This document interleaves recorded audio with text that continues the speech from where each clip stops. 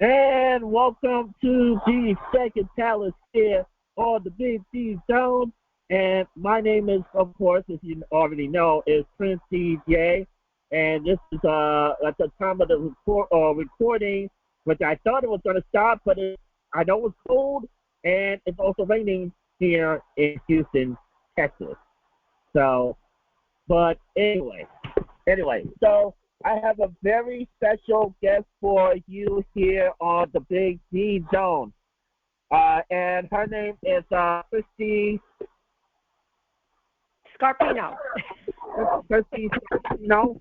And she is the author of Missing Pieces, a terrorist attack survivor, Memoir of Trauma, Resilience, and Healing, currently living in New Jersey. Retired speech language pathologist. Is that correct? Yep. Yes. Thank you.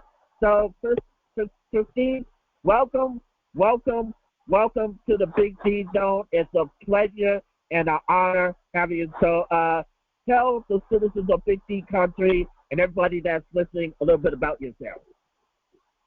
Well, thanks for inviting me to speak. I'm really honored that I have an opportunity to tell my story and hoping that it will resonate with other people and maybe help them deal with life. In 1977, I was working for Mobil Oil Corporation in New York City as a receptionist. And a woman came in posing as a job applicant, and I did a brief interview with her. And she wanted to take her application out of the office, which we didn't allow. So I asked her to have her application because she wanted to take it with her. And we ended up having an argument about it. And I ended up grabbing it from her, and she ran out of the office. And that really wasn't too unusual because that happened a lot. This was in Midtown Manhattan, and we had just a lot of interesting people come in to apply for jobs, sometimes just to get out of the weather. But at any rate, an hour after she left, I walked away from my desk to get a cup of coffee, and I never got my coffee. After about 3 steps, I describe it as being between conscious and unconscious. And I found myself on the floor underneath a big potted plant looking at the ceiling and not recognizing anything in the room. I didn't even know where I was. I wasn't even sure I was alive, to be honest with you. All I could see were ceiling tiles smoking and falling. There was nothing recognizable in the office, and the whole front of the building was what had happened, long story short, the woman that came into the office was a terrorist. And she left a bomb in an umbrella in the umbrella stand 5 feet away from my desk, and that exploded. So it totally demolished the office, killed someone. Those of us who worked there, none of us were killed, but it was pretty devastating. That in itself is traumatic. After that, I was interrogated by the FBI and New York Police Department for 3 years. Had to identify suspects in lineups. And I wasn't living in New York anymore, so they came out and flew me. I was in graduate school in Indiana. They came out and flew me back. The New York Police Department flew me back unannounced several times for more interrogation. And then in 1980, I testified in a murder trial against this terrorist. So those are several traumatic events. And added to the trauma was the lack of support and lack of services, because in the 70s and 80s, PTSD and trauma-related diagnoses did not exist. So therapists did didn't know how to work with me, and I struggled with memory loss, flashbacks, just physical pain, panic attacks. There were several things that triggered me. I had learning problems. Pretty much you name it, I had a problem with it. But the toughest part for me was that people told me that I'd get over it and give it time and I'd be fine, and I wasn't. And what we know about PTSD now is that it doesn't go away by itself.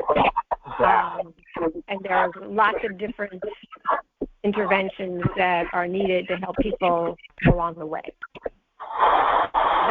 That's kind of my story. It is now. I'm sorry. Go ahead. It's now almost 49 years later, and I am much, much better, but I still have problems. Yeah. And I recently published a book, Missing Pieces, which is about the event and my journey to recovery. In it, I talk about loss of identity, loss of memory, just how I navigated life. And I think the important thing to realize is that, you know, people's traumas are different. They can be different. There are very few people that have had the same trauma experience that I had. But it doesn't matter what your trauma is. We respond very similarly. We have the same kind of responses. We have the same difficulties. And you feel like you're alone, but you're not alone. And the responses that you have, your nightmares, your migraines, those are all normal responses to trauma, which I wish I knew. I wish I knew those were normal responses because I thought I was crazy. But hoping that my book will help other people. Now, did you have some hospitalization medically because of the terrorist attack? Were you in the hospital? Well, here's something interesting. We were not taken to the hospital. I was literally carried out of the rubble, taken out onto the street, and then I was standing with my other work colleagues. We were taken, get this, back into the building that was just bombed to go to the medical department. The nurse looked at us. None of us were bleeding. And all of us were walking. And they said we were fine. Never went to the hospital. Never got checked. And CAT scans and MRIs were just in infancy in the 70s. So they didn't take a look at anybody's brain function. You know, did we have concussions? We probably all did have concussions.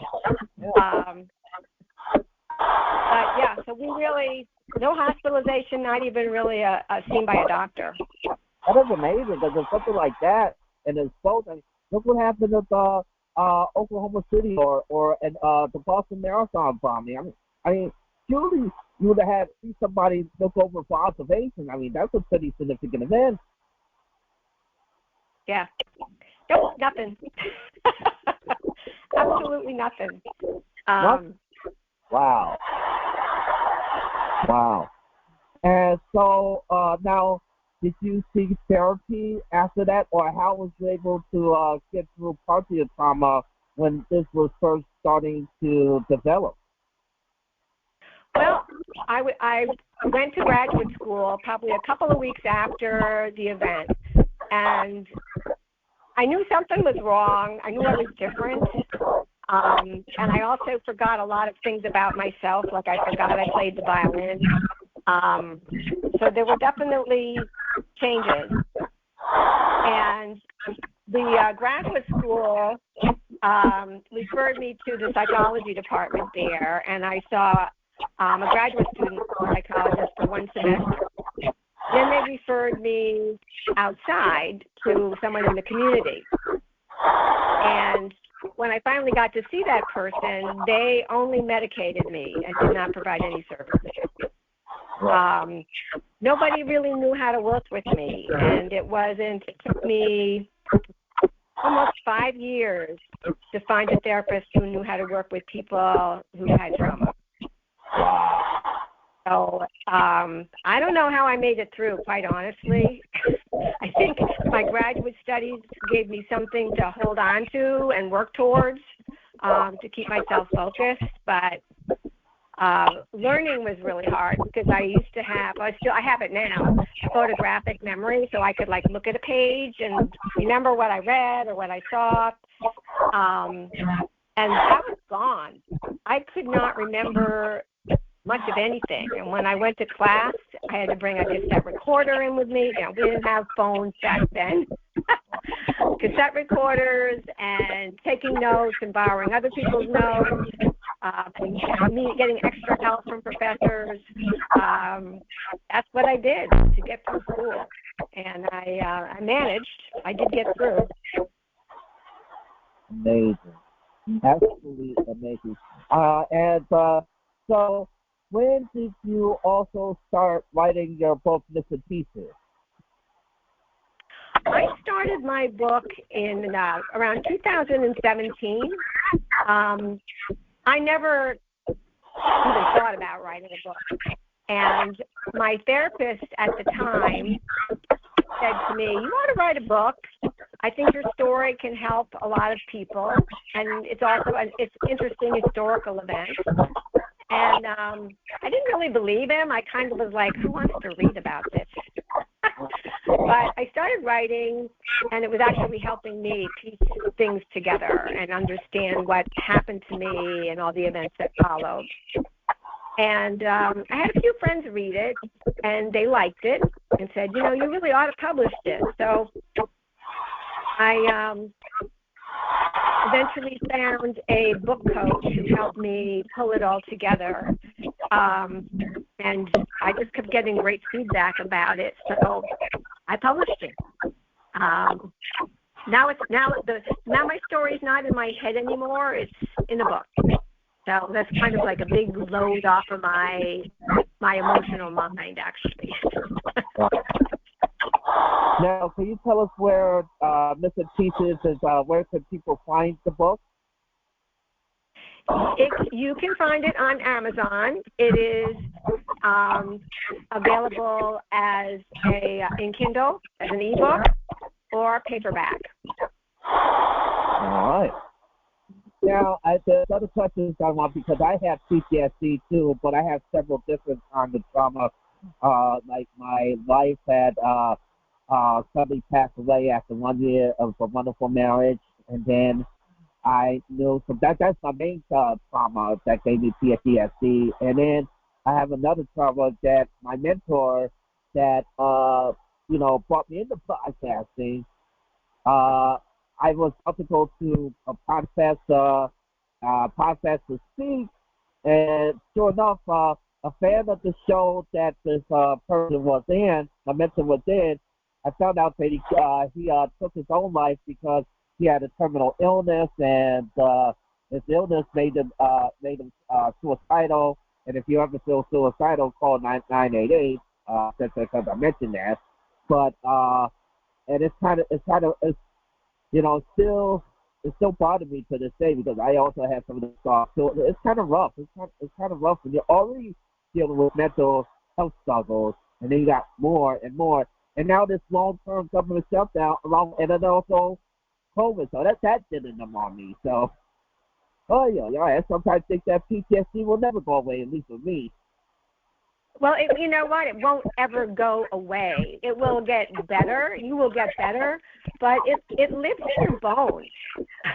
It just lives deep inside of you. And I say it's like peeling off the layers of an onion. That the main parts of your trauma you deal with, and then things happen, even things you wouldn't expect, and they trigger you. They make you sad. They make you upset. They make you feel depressed. They give you a panic attack or nightmare. And it can come out of seemingly nowhere. So it never truly goes away. I mean, my husband said to me just a couple of months ago, when do you think you'll be like 100% better? And I said, oh, I don't think that's a realistic expectation. I think that we just need to be prepared for things that might trigger me. Wow. I mean, your courage in sharing the story and being on the podcast is just amazing, and especially what the horrific experiences went through. Now, have you done other podcasts besides mine? I've done a couple. One was for trauma therapists, in which I talked a lot about how I feel therapists need to really listen to what their clients are saying and what their clients want. Because my frustration was I knew what I needed, and I needed help to get through the day. And the first therapist I went to just didn't hear that. You know, I mean, I was talking about how do I deal with a flashback, or how do I deal with, some obsessive behaviors I had, and they wanted to talk about my father growing up. And I'm not saying I didn't have issues with my father, but what I am saying is that wasn't the meat of why I was there.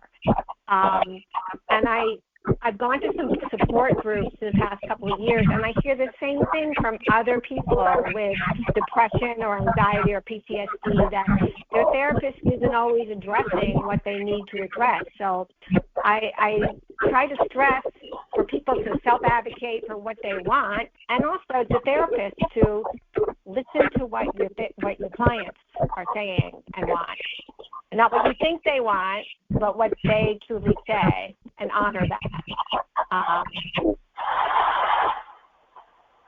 Yeah, and especially what's coming up, Christmas is coming up. I have a lot of flashbacks with that, but it only depends upon certain Christmas music that makes me think about my late life, because she played them every day, even when it's not Christmas, and that really, gets me very sad. And even though I know where my life is, even though I know that we'll be together again in heaven, but the problem is, every time that music sort of plays, I sort of get traumatized and teary-eyed, and then so I try to avoid that song, so particular song. Now, I still love most aspects of Christmas. I mean, come on, it's the Lord's birthday. Come on. But I still like certain aspects of Christmas, but it's just certain particular music that still make me sad. And then, like you said with the flashback, I still have certain flashbacks, especially during the anniversary of the death. When that time comes, absolutely. I still remember, going to the hospital. I was still thinking, okay, my wife will make an amazing recovery. We're going to check out. We're going to go back. We're going to go back, and one of my aunts by marriage is going to have to, pick us up to the hospital, because she was in a police car to go to the hospital because she was having a significant event, and so. I didn't know all was transpired that after I called 911, and then between when I went to the hospital and then when I went to that room, oh my God, I was like, that was when my world just literally got torn, because I remember Dr. Renee, remember I remember the chaplain, and when they told me that they died, I was like, I don't want to go to jail, and they were trying to calm me down. They said no. My fault. He had to say it wasn't my fault. And then I said, I love my wife, and I was crying. I was like, I was just such a mess. And I remember it's traumatized. Yeah, anniversaries are tough. Yeah, it is.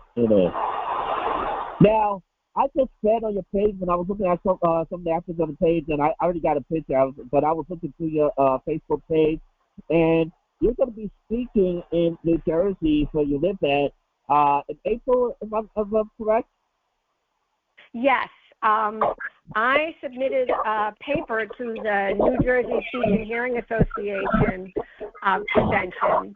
And honestly, I just sort of did it on a lark. I didn't really think that they'd be interested in my paper. And it got accepted.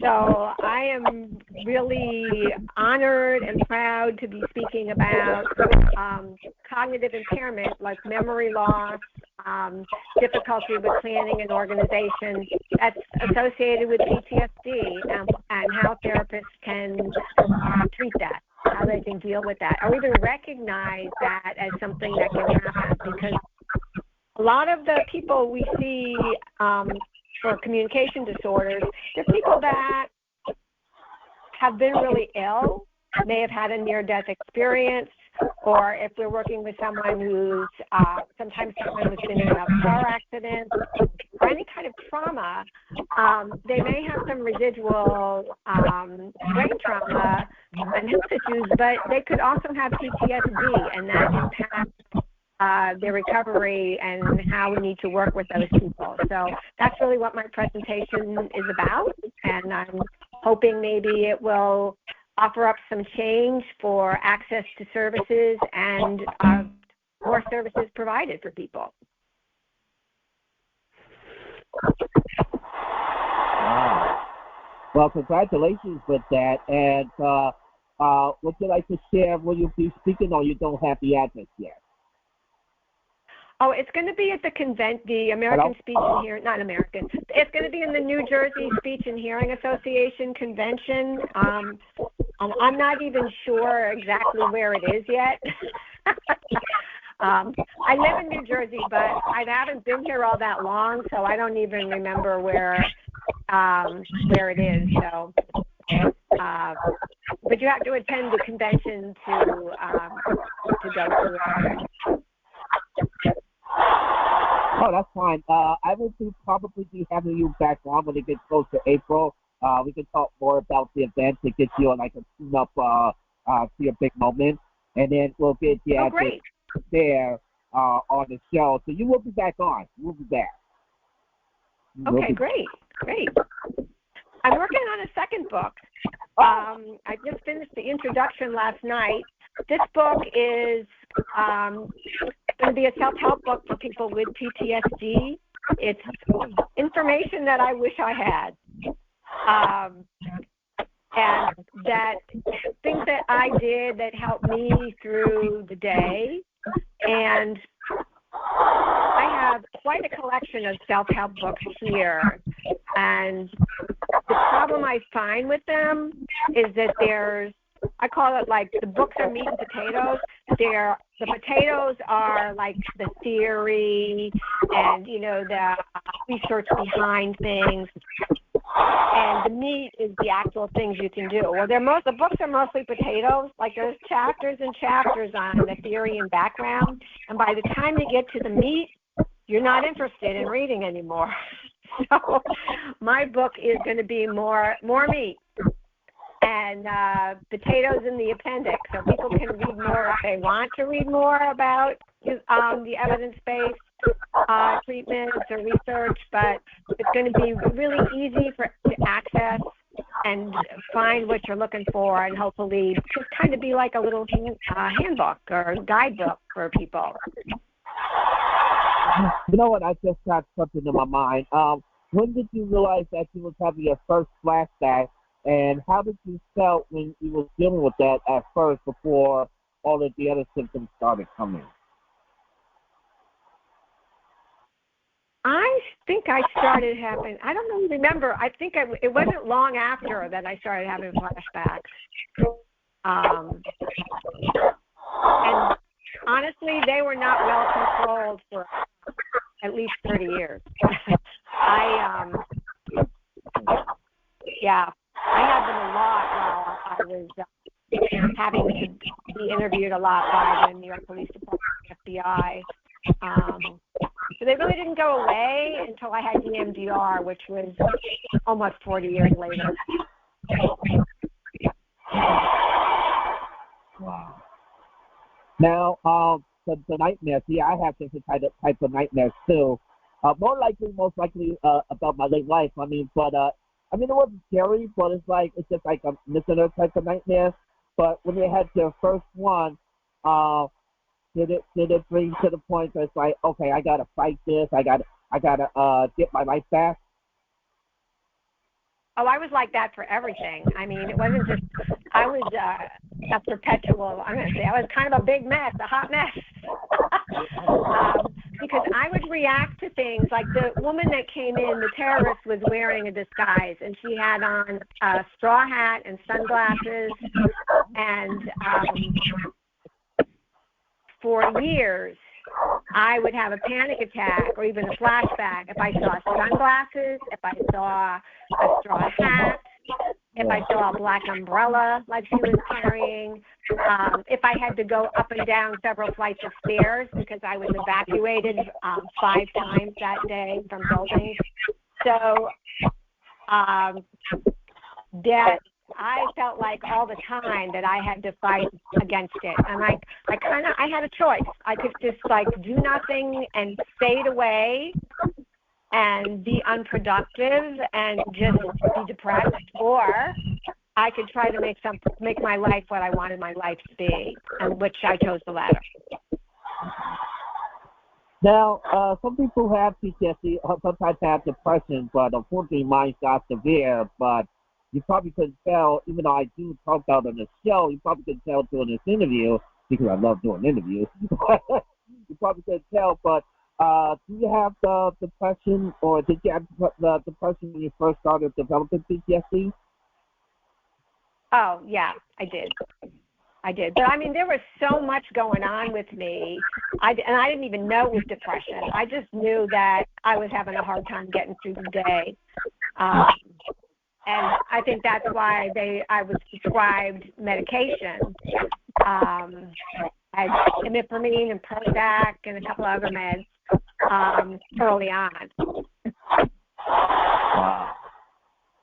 But nobody labeled it or talked about it, really. It was all kind of hush-hush because that's what people did in the 70s and the 80s. They didn't talk about mental illness or give it a name, because that meant you were weak,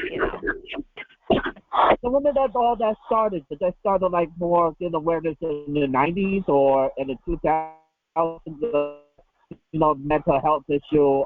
When did all that get started?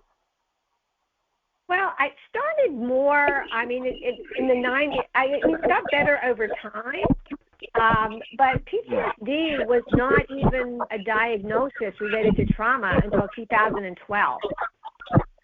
So, oh, wow. Yeah. Wow.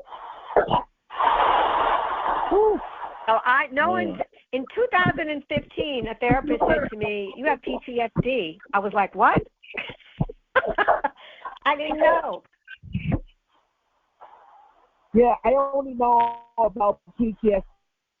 It was that a lot of the soldiers in the military of all branches go through because of the war. And that was like PTSD just branched out into all types, like you said earlier, all types of problems.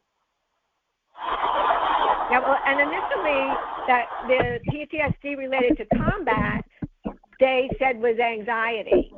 And then that got changed to trauma, and then they started saying, well, regular people can have trauma too and have these symptoms. So it took a long time. It is. Wow. Well, it's just definitely been a delight and a joy for you to be on the Big D Zone. And we're going to have you back at the second palace again, coming close to April, so we could talk about your talk a little bit more and give you a tune-up, and then also so where we could probably I want to give maybe a couple weeks early in March, but a little bit more closer to that, so that you have more time, and then maybe people might like to come to the event and all that good stuff. And you can also put that on your website too. So. Okay, that sounds great. Yeah. All right. So any Now, I usually like to do this at the end because it's my guest turn to shine. So before I do that, it was an honor for me to have you on the show, and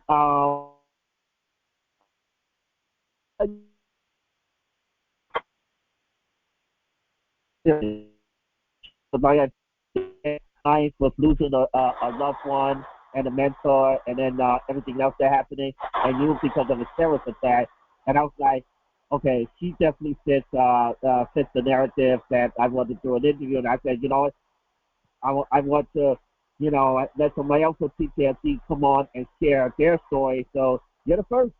You're the first. Oh. So congratulations. Well, thank you for letting me share my story. And, I think everyone should realize that there is hope and there is joy, and you just have to be open to it. Yeah.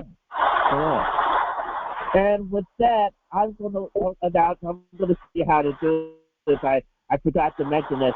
I let the guest end the show, whatever he or she laid that he wants to do a special outro. So I'm going to let you close out the show and take it away. The floor is yours. Oh, thanks. Well, it was certainly a pleasure to be here and have the opportunity to share my story. And there is so much more to it than just the trauma. There certainly has been a lot of joy in my life as well. But I think the thing that people need to embrace is that we are all responsible for our own healing and our own thoughts and our own journey, and we just have to find a way to do that. So thank you again, and it was certainly a pleasure to be here today. I'm sorry, there was some parts that cut off. Could you explain what you said again? Because some of the parts were cut off. I apologize. Well, what I said was I appreciated the opportunity to be here today and share my story. And the final bit of information I'd like to leave with people is that we all are responsible or have the ability to take control over our own healing. And we all just need to find ways to do that, because people can give us tools to do it and ideas, but we as individuals have to be the ones to actually do it. So there's hope for everybody, for sure, and joy.